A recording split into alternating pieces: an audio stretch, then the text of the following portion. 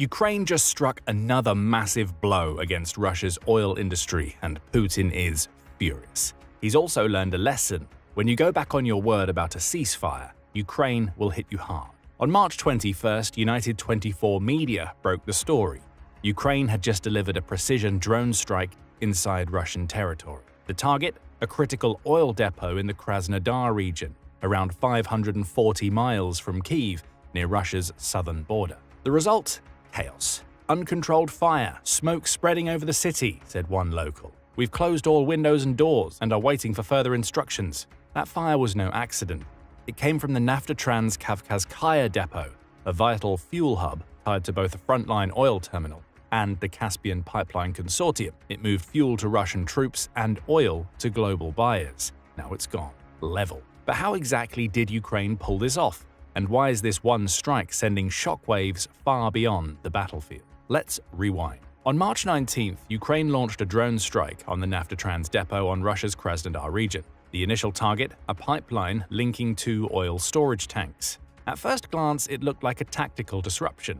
A damaged pipeline can stall fuel deliveries, but nothing Russia hadn't seen before. Then the fire spread. Before emergency crews could respond, flames leapt from the pipeline to nearby tanks. Within hours, one was fully engulfed. Newsweek reported that 30 depot workers had to be evacuated and operations were shut down. But by then, the damage was already spiraling out of control. The blaze didn't just damage equipment, it engulfed more than 107,000 square feet of the facility. What began as a single strike had now paralyzed one of Russia's most critical fuel hubs. And the worst part, Ukraine wasn't done. Footage shared by Newsweek shows the true scale of the blaze. Though it lasts just 8 seconds, the video shows plumes of fire and smoke billowing into the air, with what appears to be either water or oil jettisoning out ahead of the blaze. Still, Russia's firefighters seemed to have the blaze controlled. They were working around the clock to put out the fire. Their efforts were in vain. 2 days after the initial March 19th strike, an explosion rocked the Naftatrans facility. According to the depot's operations facility, while extinguishing the fire at the oil depot, an explosion of petroleum products and a release of burning oil occurred due to the rupture of a burning tank in the Kavkazskaya district. It was all over for the Naftatrans facility from there. That massive explosion ignited more storage tanks, devastating the oil depot. At last count, 3 vital pieces of equipment had been damaged and 2 firefighters were injured. Russia understands just how massive this blaze is. Newsweek reports that it sent 465 firefighters to handle the blaze, who used 181 pieces of equipment to finally get the massive fire. The roads into Krasnodar are now closed. As for the residents awaiting instructions, they still haven't been evacuated. All they've received are suggestions to stay indoors and keep their windows closed. The Kyiv Post provides even more details. In its March 19th article covering the initial strike, the outlet says that the Naftatrans strike was part of a larger aerial assault conducted by Ukraine during the evening. As is so often the case, Russia's defense ministry tried to claim that it had repelled the drone assault. It claimed that it had shot down 57 drones during the night, with most of them, 35, being destroyed over the skies of Kyiv. Another 13 were supposedly shot down over the Oriol region, with 7 destroyed over the Azov Sea and 1 each over Tula and Bryansk. Suspiciously, there was no mention of a drone strike over Krasnodar, even as the Naftatrans oil facility burned. The Naftatrans operations facility was a little more forthcoming with initial details. In the village of Kavkazskaya, Kavkazskaya district, an attack by drones of the Kyiv regime was repelled. Due to falling debris, a fire broke out at an oil depot located near the village. It's amazing how much damage debris from Ukrainian drones seems to manage to cause against key Russian targets. Of course, this is likely Russian propaganda at play. Debris didn't take out a pipeline, which then led to a storage tank going up in flames, which later resulted in the entire Naftatrans facility being set ablaze. This was a direct hit by at least one Ukrainian drone, with the damage being enough to force Russia to classify the resulting blaze as a Level 4 emergency. The Kyiv Post followed up its March 19th report with an update on March 21st. It highlighted how the situation in Naftatrans escalated. After the pipeline strike and initial oil storage tank explosions, a further 2 oil tanks went up in flames, sending thick black smoke into the air. "They can't put it out," said one eyewitness. "The base is completely on fire. It no longer exists. Everything will burn to the ground. It no longer exists." That's massive for you. What started as a drone strike that appears to have had the goal of shutting down a pipeline has ended up completely wiping the Naftatrans oil facility off the map. Ukraine just struck a huge blow against Putin's forces, which leads us to an obvious question. Why does the Naftatrans strike matter? The sheer volume of oil products stored at the facility gives us our first answer. United 24 says that Naftatrans is, or was, home to 5 massive oil tanks, each containing 706,293 cubic feet of fuel. All told, the depot was home to 100,000 tons of oil product, which were being prepared to either send to Putin's forces on the front lines or exported out of Russia to generate more funds for the Russian president's war machine. Note the word fuel here. This wasn't crude oil that Ukraine destroyed. That would be damaging enough. Right now, a single ton of crude oil sells for $531.40, according to Business Insider. Given that Naftatrans has been wiped off the map, we can safely assume all the 100,000 tons of oil it stored have gone up in smoke. If that was crude oil, Ukraine would have just cost Russia $53.14 million. An impressive sum, but perhaps not enough to cause any serious damage to Putin and his quest to fund his invasion. However, the Naftatrans strike didn't set 100,000 tons of Russian crude oil ablaze. It destroyed oil products, which United 24 says were predominantly fuel. That likely means that Naftatrans was home to 100,000 tons of petroleum and diesel, both refined oil products that sell for considerably more than crude oil. Let's hone in on diesel. Right now, that's selling for $254.38 per barrel. According to the Independent Petroleum Association of America, it takes 7.46 barrels to make up a single ton of crude oil product. That means 1 ton of diesel is currently selling for around $1,897. That's almost 4 times the amount being paid for a ton of crude oil, and it means that Ukraine's Naftatrans strike has cost Putin far more than he would have liked. Multiply 1,897 by 100,000 tons of diesel products, and you get $189.7 million of fuel. That's fuel Putin could have sent to his soldiers in Ukraine to power their mechanized assaults. Now that fuel is up in smoke, which means that Russian tanks and armored vehicles can't move. Putin will have no choice. He'll have to send his soldiers to assault Ukraine's defensive positions on foot, leading to most being shot down by drones, rifles, and artillery fire. All the while, Putin will have to deal with a nearly $200 million hole in Russia's collective bank account. It gets even worse for Russia.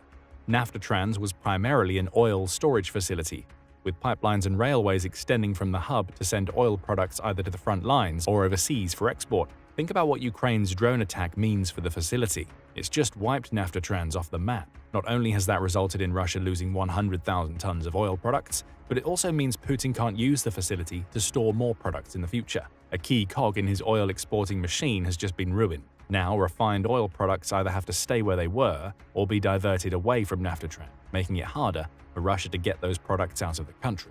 Ukraine will surely be tracking these diversions. They'll keep an eye on the facilities that are now taking in the oil products that Naftatrans can no longer handle, which only means one thing for Putin. More strikes are going to be coming against whatever depot Russia relies upon now that Naftatrans is a smoldering wreck. Speaking of exports, we touched on something earlier that bears further examination. Naftatrans was linked to the Caspian Pipeline Consortium, or CPC. Wood Mackenzie says that CPC was set up in 2001 and underwent a $5.1 billion expansion completed in 2018. That expansion alone tells you how valuable the CPC is to Russia's oil exporting sector. It's a key exporting route that sends Russian oil products west, passing through Kazakhstan and Russia itself, toward a dedicated marine terminal located in South Ozareka. From there, massive oil tankers transport Russia's oil products to the Mediterranean via the Black Sea before they head out to whatever countries Russia is able to sell to, while it's struggling under the weight of 21,692 sanctions that have resulted in Putin's invasion of Ukraine. The CPC is one of the world's largest oil pipelines, responsible for about 1% of the world's oil supply. It's also key to Kazakhstan, which is one of the few local allies Russia has managed to maintain. The pipeline exports around 1.3 million barrels of crude oil per day, which accounts for about 80% of Kazakhstan's total daily oil production. Why does this matter? Any attack against a CPC-affiliated depot is tantamount to an attack on the CPC. Of course, the main pipeline hasn't been shut down, but Naftatrans served as a key link in that pipeline, with its oil storage facilities being used by both Russia and Kazakhstan to generate oil export revenue. With that facility no longer on the map, both countries are going to incur more costs because they have to divert their oil products to other facilities. The knock-on effect is that the CPC just became less efficient. The countries that were waiting on the oil products being stored at Naftatrans now have to wait longer for those products to be replaced and diverted before they can be exported. Kazakhstan won't be happy. Neither will Russia. The Russian oil industry's customers will also be furious that products they've purchased are now up in smoke. How many more times will those oil customers be willing to hang around and wait for Putin to complete his Ukraine invasion? It's a big question that some of those customers will have to ask because Naftatrans is far from the first Ukrainian strike against Russia's oil industry. The strikes are constant, and they're having a huge impact on how Russia gets its oil out to other countries. Sooner or later, those purchasers are going to consider looking elsewhere for oil, which will have a devastating impact on an industry that's responsible for $108.22 billion fed into Russia's coffers annually. That's one of the reasons why Ukraine targeted Naftatrans. In the grand scheme of Russia's oil industry, the depot is just a small piece of the puzzle. The attack wouldn't be a problem for Russian customers if it was an isolated incident. However, Naftatrans is one of the many Russian oil depots and refining facilities that have gone up in smoke during Putin's 3-year invasion of Ukraine. Drone attacks like the one launched against Naftatrans have already taken out 10% of Russia's oil refining capacity. How many more of these attacks can Russia absorb before its oil industry comes crashing down around its collective feet?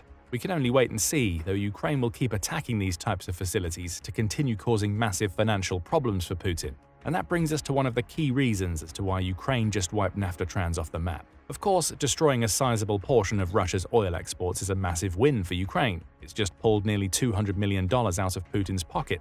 Along with the many more millions Russia will now have to spend on diversions, repairs, and dealing with other oil facilities. However, the real reason Ukraine just took out Naftatrans is simple: furious that Putin went back on his word. On March 18th, a day before the initial Naftatrans drone strike, Putin and US President Donald Trump held an extremely important phone call. The topic of discussion was a 30-day Ukraine war ceasefire that Ukraine and the US negotiated during a meeting in Saudi Arabia days earlier. Putin was never going to accept that ceasefire under the terms presented. It called for both sides to completely lay down their arms for an entire month, with Putin believing he had the advantage in Kursk and that his forces were making gains in eastern Ukraine. He wouldn't simply give up that momentum for the sake of temporary peace, but he would give up something else, or so he claimed. During his discussions with Trump, Putin suggested a 30-day ceasefire on all attacks against energy infrastructure. Ukraine accepted. Why wouldn't it? Over 2 years between September 2022 and September 24, Russia launched 25 massive attacks against Ukraine's energy infrastructure. By May 2024, those attacks had caused $1 billion worth of damage to the sector, while also constantly forcing Ukraine's citizens to deal with rolling blackouts and the loss of heating. Putin's terroristic campaign was designed to create internal pressure inside Ukraine. Kyiv's response of destroying key Russian oil facilities served as revenge for those types of attacks. A ceasefire would be ideal for both, and Putin not only promised it, but said that the ceasefire against Ukraine's energy sector would be immediate. If that's the case, why did Ukraine decimate a key Russian oil pipeline just a day after Putin's discussion with Trump? The answer is simple: Putin immediately went back on his word. Within hours of Trump announcing the results of his discussion with Putin, Russia was attacking Ukraine's energy infrastructure. "We agreed to an immediate ceasefire on all energy and infrastructure," Trump wrote in a statement, "with an understanding that we will be working quickly to have a complete ceasefire and, ultimately, an end to this very horrible war between Russia and Ukraine." Even as Trump was typing those words, Russia launched a drone attack against Ukraine that targeted railways, health facilities, and critically, electric infrastructure serving Ukrainian citizens. Even this night after Putin's talk with President Trump, when Putin allegedly said he had given the order to stop strikes on Ukrainian energy targets, 150 drones hit energy infrastructure, transport, and unfortunately, 2 hospitals. Ukrainian President Volodymyr Zelensky said in the wake of Putin's conversation. Putin's words are very different from reality, Ukraine's president. The word immediate must have a different meaning to Putin than it does for the rest of the world. Those Russian strikes against Ukraine's energy infrastructure cast a new light on the Naftatrans attack. This wasn't Ukraine going back on an agreement Putin made with Trump. It was revenge. As Zelensky has always said, Putin couldn't be trusted to keep his word. If Russia was going to attack Ukraine's energy infrastructure mere hours after he claimed he would stop, Ukraine would devastate a key cog in Russia's CPC energy pipeline. It's fair to say that Ukraine came out on top in that particular exchange. The only question left is what happens next. Though it would appear that Putin immediately going back on his word would spell the end of any energy-related ceasefire conversations, that doesn't seem to be the case. As Al Jazeera reports, more meetings are coming. Delegations from the US and Ukraine have held more talks in Saudi Arabia as Trump's team prepares to meet with Putin's delegates on March 24th. Those talks were productive, according to Ukrainian Defense Minister Rustem Umerov. Zelensky was a little less charitable. "No matter what we say to our partners today," he exclaimed on March 23rd, "we need to get Putin to give a real order to stop the strikes. Whoever brought this war must take it back." The US talks with Ukraine also focused on ways that the two could collaborate to protect Ukrainian energy infrastructure, suggesting that neither side believes Putin will stay true to his ceasefire. Why would they? Putin already hit Ukraine's energy infrastructure hours after claiming he'd given an immediate order to stop such attacks, prompting the Naftatrans strike. But who knows? Perhaps the March 24th meeting between Russia and the US will produce an actual ceasefire, rather than the fake ceasefire Putin promised on March 18th. Ukraine will be watching and waiting. If Putin goes back on his word again, you can guarantee that more attacks against Russia's oil industry will come. For now, Naftatrans serves as a reminder to key oil depot is now a smoldering wreck, which delivers a key message to Russia's leader: keep your word, or Ukraine will devastate Russia's oil industry. But what do you think about the Naftatrans oil depot strike? What impact will Ukraine taking out this key CPC facility have on Russia going forward? How will Putin respond? And is there any chance at all that Putin's actions will match his words when it comes to an energy infrastructure ceasefire? Let us know your thoughts in the comments, and remember to subscribe to The Military Show for up-to-date insight on how Ukraine is chipping away at Russia's war industry.